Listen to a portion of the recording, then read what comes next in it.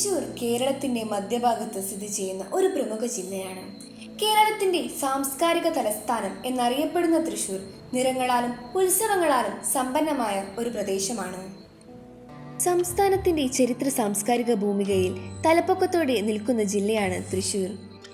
നവോത്ഥാന രാഷ്ട്രീയ മുന്നേറ്റങ്ങൾ ഈ നാടിനെ പുതിയ വെളിച്ചത്തിലേക്ക് നയിച്ചു. കടലും കപ്പലും മണ്ണും മനുഷ്യരും വാണിജ്യ വളർച്ചയ്ക്ക് വേഗത നൽകി. ആധുനിക കേരളത്തിന്റെ സൃഷ്ടിയിൽ തൃശ്ശൂരിന്റെ പങ്ക് അവിസ്മരണീയമാണ്. പുരാതന കാലത്ത് ചേര സാമ്രാജ്യത്തിന്റെ ഭാഗമായിരുന്ന തൃശ്ശൂർ വിദേശ നാടുകളുമായി വാണിജ്യബന്ധം രൂപീകരിക്കുന്നതിൽ മറ്റു നാടുകളേക്കാൾ ഏറെ മുന്നിലായിരുന്നു.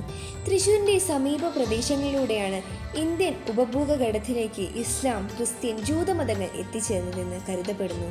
തൃശ്ശൂർ പിൽക്കാലത്ത് കേരളത്തിന്റെ സാംസ്കാരിക തലസ്ഥാനം എന്നറിയപ്പെടാൻ ഇടയായത് ഇതുകൊണ്ടുകൂടിയാണ്. കേരളത്തിന്റെ ഹൃദയഭൂമിയായ തൃശ്ശൂരിൽ നിലകൊള്ളുന്ന കേരള കലാമണ്ഡലം നമ്മുടെ സംസ്കാരത്തിന്റെ അമ്പിളിത്തറയാണ്.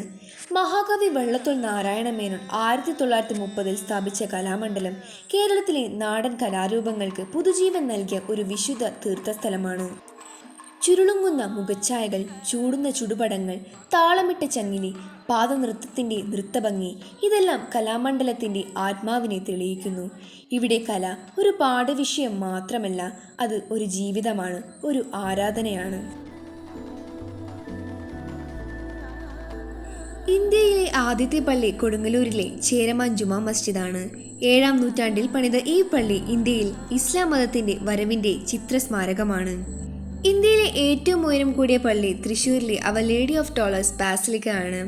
79 മീറ്ററുള്ള ഈ പള്ളി അതിന്റെ മനോഹരമായ ഗോപുരങ്ങളാൽ പുത്തൻ പള്ളി എന്ന പേരിലും പ്രശസ്തമാണ്. തൃശ്ശൂരിന്റെ ഹൃദയഭാഗത്ത് സ്ഥിതി ചെയ്യുന്ന വടക്കുംനാഥ ക്ഷേത്രം ശിവന് സമർപ്പിച്ച ദിവ്യമായ ക്ഷേത്രമാണ്. പരശുരാമൻ തന്നെ ഈ ക്ഷേത്രം സ്ഥാപിച്ചതായി വിശ്വസിക്കപ്പെടുന്നു. അതിന്റെ സമ്പന്നമായ ചരിത്രവും വാസ്തുശില്പവും തൃശ്ശൂരിന്റെ അഭിമാനമാണ്.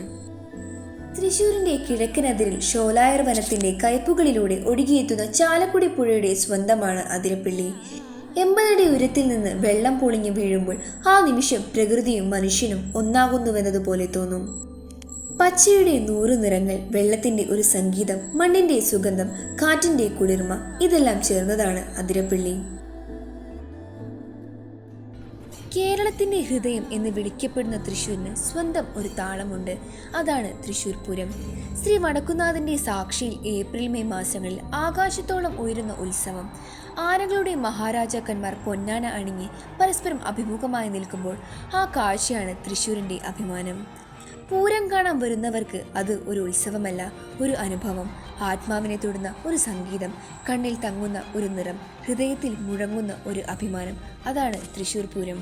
ഇന്ന് തൃശ്ശൂർ കലയും സാഹിത്യവും ഉത്സവങ്ങളും കൊണ്ട് കേരളത്തിന്റെ അഭിമാനമായി മാറിയിരിക്കുന്നു.